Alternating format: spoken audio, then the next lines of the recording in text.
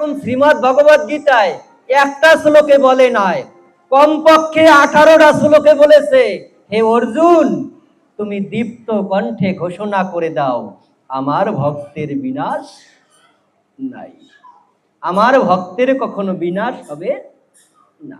তো যারা ভগবানের ভক্ত হয়েছেন তাদের আবার কিসের ভয়? তাদের কোনো ভয় নেই। ভয় কাদের জানেন? শাস্ত্রে কিন্তু আবার বলেছে, কৃষ্ণ নাম ভজজি পার্শ্বব মিছে, পালাইতে পথ নাই, জম আছে পিছে, পালাবার কিন্তু কোনো রাস্তা নেই বাবা। এই গায়ের জোর সেদিন থাকবে না। এই এত সুন্দর নাদুস নদুস কমলা লেবুর মতো চেহারা এমন একদিন আসবে একেবারে বেগুন পোড়ার মতো দেখা যাবে। 80 বছর বয়সে 70 বছর বয়সে কেমন দেখা যায় চেহারা? বেগুন পোড়া দিলে যেরকম দেখা যায় ঠিক ওইভাবে দেখা যাবে। 2000 পাওয়ারের চশমা দিলে গীতার ভিতরে ভাগবতের ভিতরে কি আছে পড়তে পারবো না, পড়তে পারবো না। তাই তো সময় তো আর নাই রে বেশি, দমের খেলা শেষ, যেতে হবে সেই ঠিকানায়, যেথায় আপন দেশ।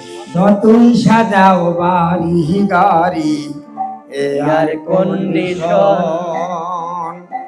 3.5 হাত মাটির বিছনা হইবে রে আসন, তোর হইবে রে আসন। সকাল যদি হইতে পারে, সকাল যদি হইতে পারে, সন্ধ্যা আসবে ভাই। ও মানব, দুই দিনের এই দুনিয়াতে গৌরব করার নাই রে কিছু নাই। ও মানব, দুই দিনের এই দুনিয়াতে গৌরব করার নাই রে কিছু। তাই গৌর হরি বল। যতই আমরা বাড়ি গাড়ি সাজাই না কেন, প্রভু গেছে, যতই সাজাও বাড়ি গাড়ি এয়ার কন্ডিশন, 3.5 হাত বিছনা আমার হইবে রে আসন, এই গানটা গেয়েছে। আমরা যতই টাকা পয়সা বাড়ি গাড়ি টাকা পয়সার পিছনে দৌড়াতে থাকি না কেন, শেষের দিনে দীনবন্ধু বিনে আমার আর কোনো বান্ধব নাই রে। শেষের দিনে দীনবন্ধু বিনে আমার আর কোনো বান্ধব নাই। সেই দীনবন্ধুকে, হে কৃষ্ণ করুণা সিন্ধু দীনবন্ধু, ভগবান কৃষ্ণ ভিন্ন আমাদের আর কোনো বান্ধব নাই, আর কোনো বান্ধব নাই। এই টাকা পয়সা বাড়ি গাড়ি, টাকা পয়সা বাড়ি গাড়ি ঘড়ি ট্যান্ডেস্টার সেদিন থাকবে না রে কোনো অধিকার। এই বিষয় বৈভবে সুন্দর পৃথিবী ছেড়ে একদিন চলে যেতে হবে। এই পৃথিবী ছেড়ে কিন্তু সবারই একদিন চলে যেতে হবে। কি থাকতে পারবো? কেউ থাকতে পারবো না। সে যত টাকাওয়ালা থাকুক আর বাড়িওয়ালা থাকুক আর গাড়িওয়ালা থাকুক, ধনে যদি প্রাণ দিত ধনী ব্যক্তি, ধনী রাজা নামরিত। ধনে টাকা পয়সা যদি প্রাণ দিত তাহলে ধনী ব্যক্তিরা কিন্তু মারা যেত না, টাকার বিনিময়ে আরো কিন্তু কিছুদিন থাকতে পারত। কিন্তু না, সময় আসলেই চলে যেতে হবে। সময় তো আর নাই রে বেশি, দমের খেলা শেষ, যেতে হবে সেই ঠিকানায়, যেথায় আপন দেশ। এই জগৎটা কিন্তু আমাদের না, এই জগৎটা আমাদের না। এই জগতে কয়দিন থাকবো? 50 বছর, 100 বছর, এর বেশি তো আর থাকতে পারবেন না। পারবেন? যমরাজের বা মৃত্যু দেবতার কি ঘুষ দেওয়া যাবে? এ জগতে হয়তো অফিস আদালতে ঘুষ দিয়ে অনেক কাজ হাসিল করা যায়, কিন্তু মৃত্যু থেকে পলায়ন করা সম্ভব না। মৃত্যুরূপে ঔষধকে সকলকে একদিন সবার খেতে হবে, সবাইকে খেতে হবে। কেউ 2 দিন আগে খাবে, কেউ 2 দিন পরে খাবে। তো গৌর হরি বল। তাই তো ভগবান কৃষ্ণ দেখেন শ্রীমদ্ ভগবদ গীতায় কত সুন্দর কথা বলেছে যে অন্তকালে চ মামেব স্মরণামুক্ত কলেবরম জপ্রাতি সমদ্ভবং জাতি নাস্তিত্র সংশয়। অর্থাৎ অন্তিমকালে যিনি আমাকে স্মরণ করে দেহত্যাগ করবেন তিনি তৎক্ষণাৎ আমার ধাম প্রাপ্ত হবেন, সে বিষয়ে কোনো সন্দেহ নাই। এখন অন্তিমকালে যদি আমরা কৃষ্ণকে স্মরণ করতে পারি তাহলে না আমরা ভগবত ধামে ভগবানের কাছে যেতে পারবো। এখন অন্তিমকালে যদি কৃষ্ণকে স্মরণ করতে না পারি তাহলে কি ভগবান আমাকে তার ধামে নেবে?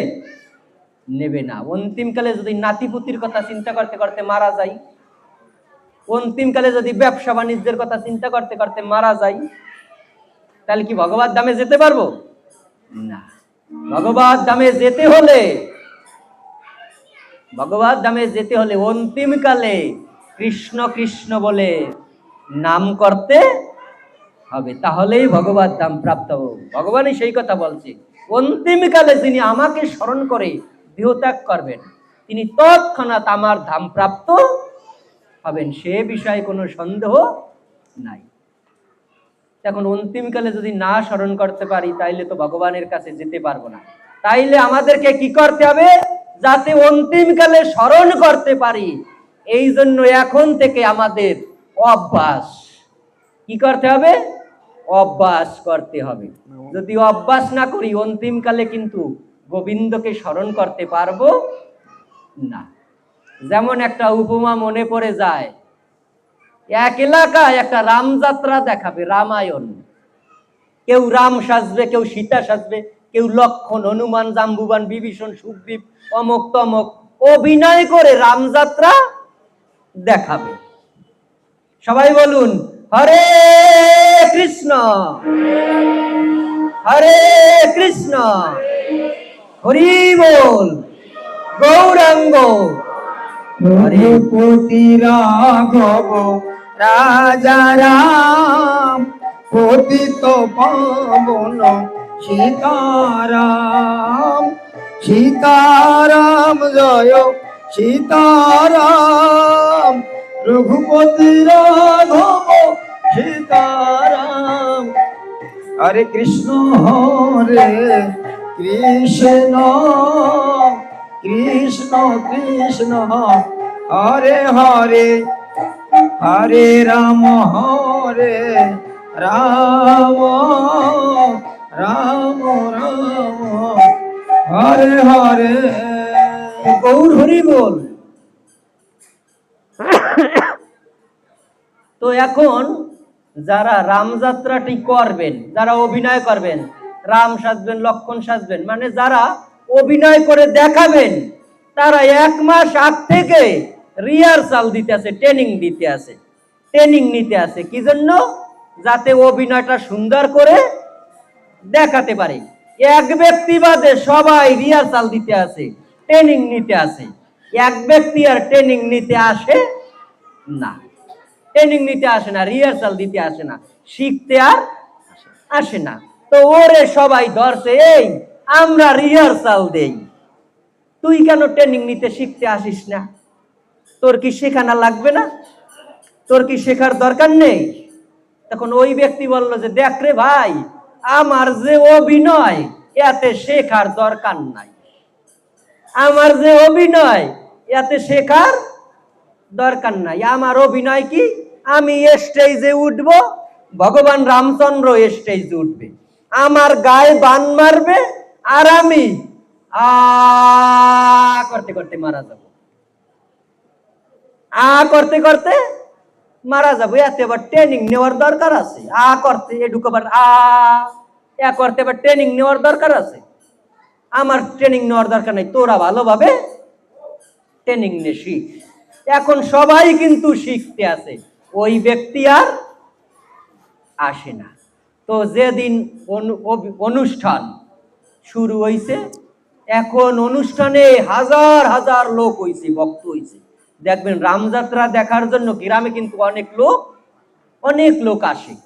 এখন অনুষ্ঠান শুরু হয়েছে, পাশে আবার গ্রিন রুম, কমন রুম করছে, স্টেজ করছে, যাতে সেজে গুজে স্টেজে অনুষ্ঠান করে আবার ওই রুমে গিয়ে বিশ্রাম করতে পারে। তো অনুষ্ঠান শুরু হয়েছে, তো এখন যার যার অভিনয় দেখাইয়া সবাই ওই রুমে চলে যাচ্ছে। এখন ওই ব্যক্তির যখন সিরিয়াল পড়ছে, কার যে করতে করতে মারা যাবে, ওর যখন সিরিয়াল পড়ছে, পালা পড়ছে, ওই স্টেজে উঠছে। স্টেজে উঠে দেখে কি, ওর সম্মুখে অনেক লোক, অনেক ভক্ত। এত লোকের সামনে জীবনে কখনো কোনোদিন ও কথাও বলে নাই, আর অভিনয়ও করে নাই। ওই লোক দেখেই ভয়, তো ওর কোনো হিতাহিত জ্ঞান নাই, চৈতন্য শক্তি আর নাই। ভয়তে আতঙ্কে দেখবেন, যার পাঠ করার অভ্যাস নাই, তারে যদি পাঠ করতে দেন বলতে পারবে? যার বক্তৃতা দেওয়ার অভ্যাস নাই, তারে বক্তৃতা দিলে পারবে? যেমন আমার অবস্থা হয়েছিল আজ থেকে প্রায় 20 বছর আগে। ইসকনে আমি 23-24 বছর হয়েছে, 22 বছর হয়েছে। 22 বছর পূর্বে আমাকে ঢাকা ওয়ারি মন্দিরে মঙ্গল আরতির সময় ঘোষণা হয়েছে, আজকে পাঠ করবে অমুকে, মানে আমার নাম ঘোষণা করছে। তো ঠিক আছে, সকাল 8টা থেকে 9টা পর্যন্ত পাঠ। তো আমার ব্রেনটে যা ছিল, তারপর ডায়েরি, নূতন অবস্থা একদম ডায়েরি তে ছিল, তো আমি একদম মুখস্থ করে খুব সুন্দর করে ভালোভাবে এমন ভাবে উঠছি, তাতে যাতে 3-4 ঘন্টা বক্তৃতা দেওয়া যায়। তো আমি কেবল ওঠার পরেই নূতন প্রথম একেবারে লাইফের জীবনের শুরুতে পাঠ, তো আমাকে পাঠ করতে দিছে। যেই বসছি, বসার পর 3-4 ঘন্টা তো দূরের কথা, 4-5 মিনিট বলার পরে দেখি আমার ভিতরের তো সব শেষ, আমার ডায়েরির তো সব শেষ, আর কথা নাই। তো গৌরহরি বলে, এইরকম যাদের দেখেন অভ্যাস নাই, তারা কি, তো ও তো জীবনে কখনো এত লোকের সামনে কথাও বলে না, আর অভিনয়ও করে নাই। ও লোক দেখেই ভয়তে আতঙ্কে ওর আর হিতাহিত কোনো জ্ঞান নেই। তো ও তো দাঁড়িয়ে আছে, আর ওদিকে ভগবান রামচন্দ্র স্টেজে উঠছে। স্টেজে উঠে ওর গায়ে বান মারা শুরু করছে। এখন ওর গায়ে যতই বান মারে, ও আর মরে না, ও আর মরে না। এখন ভগবান রামচন্দ্র কয়, কি ব্যাপার, ও মরে না কা? কথা ছিল একটা বান মানমু, আর ও করতে করতে মারা যাবে, মরে না কা? এইরকম অনেকগুলা বান মারছে, 4-5টা বান মারছে, দেখে ও আর মরে না। তো দেখবেন, যে কোনো একটা জিনিসের পরিচালক, ডাইরেক্টর থাকে না, যেমন এই অনুষ্ঠানটা পরিচালক, এর সভাপতি আছে, পরিচালক আছে। তো ওই যে কোনো অনুষ্ঠানে ওই রামযাত্রারও একজন পরিচালক আছে, ডাইরেক্টর আছে, সেও ঘুরে ঘুরে দেখতে আছে অনুষ্ঠানটা ঠিকঠাক ভাবে চলে কিনা, হচ্ছে কিনা। তো পরিচালক দেখে কি, ও মরে না।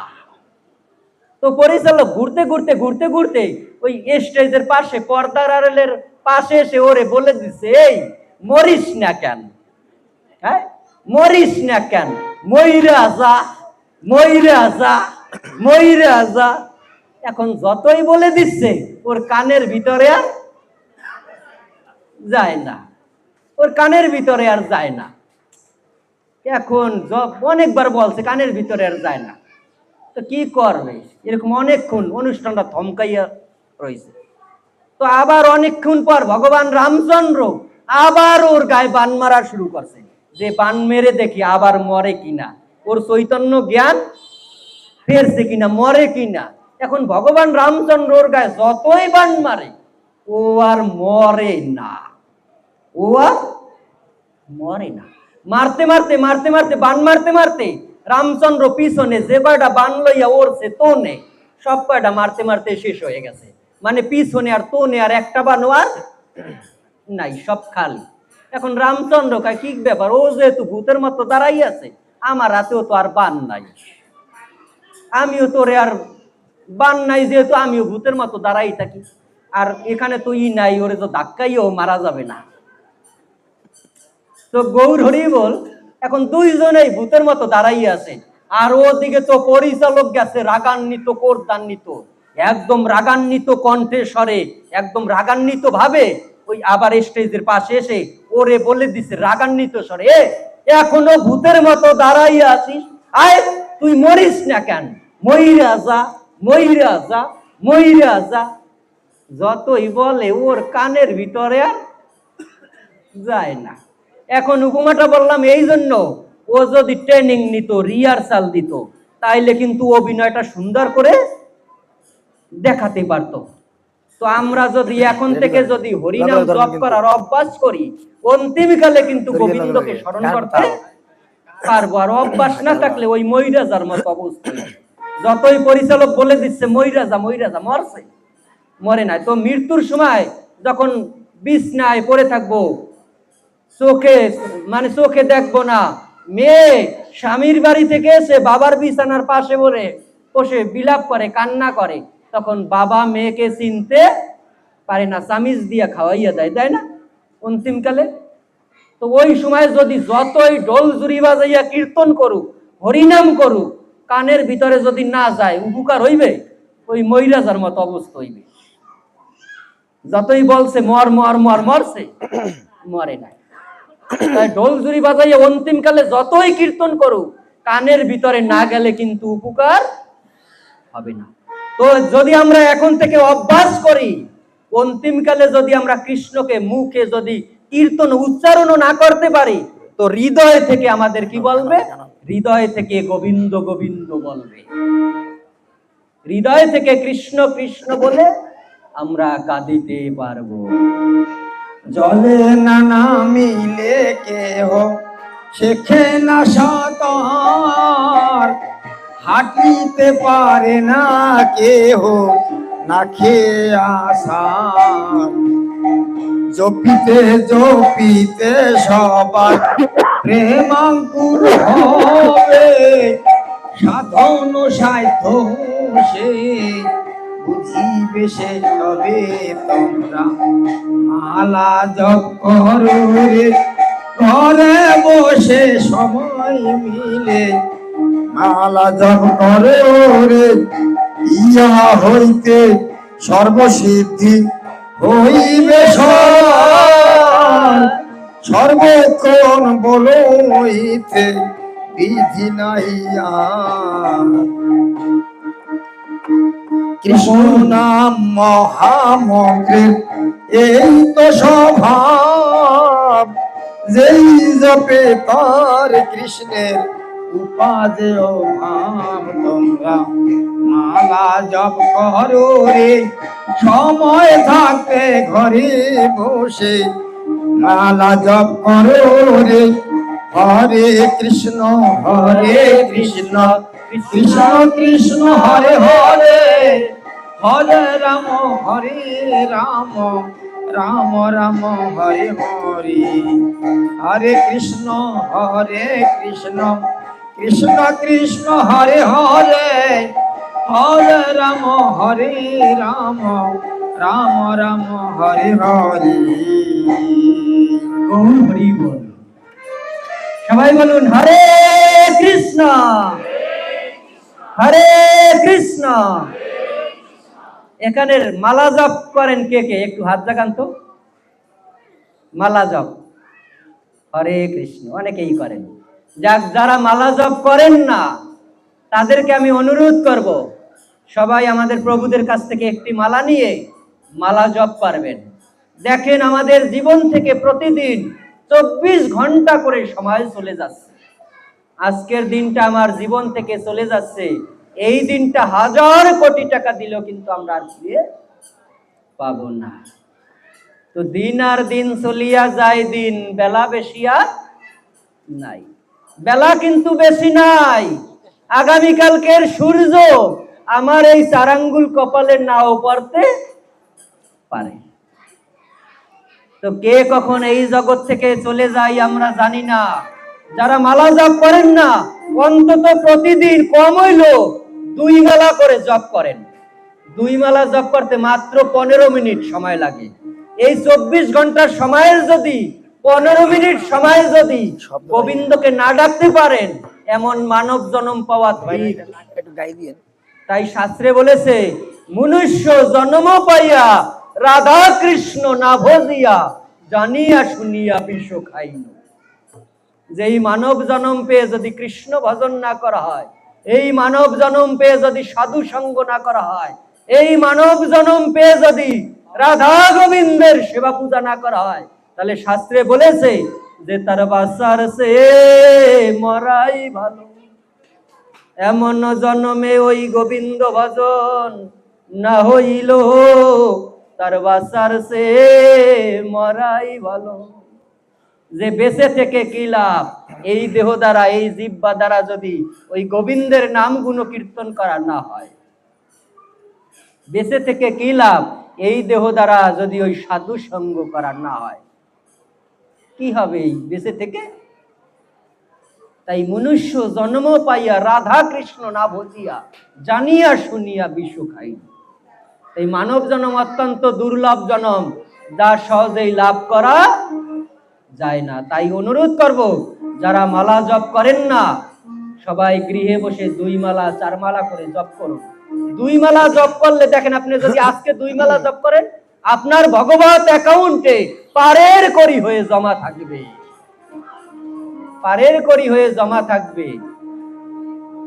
বছরে 365 দিন 2 মালা করে জপ করলে 365 গুণ 2, বছরে 730 মালা আপনার ভগবত অ্যাকাউন্টে পারের করি হয়ে জমা থেকে যাবে, জমা থেকে যাবে। তাই আমরা অবহেলায় না কাটিয়ে, শাস্ত্রে এই জন্য বলেছে সাধু সঙ্গ কৃষ্ণ নাম এই মাত্র চাই, সংসার জিনিতে আর কোনো বস্তু নাই, সংসার জিনিতে আর কোনো বস্তু নেই। তো গৌর হরি বল। আজকের মতো এই কৃষ্ণ কথা, ভাগবত কথা বিশ্রাম রাখবো। প্রভু আমাদের মাঝে কীর্তন করবে। সবাই কীর্তনে সবাই দাঁড়িয়ে দাঁড়িয়ে নেচে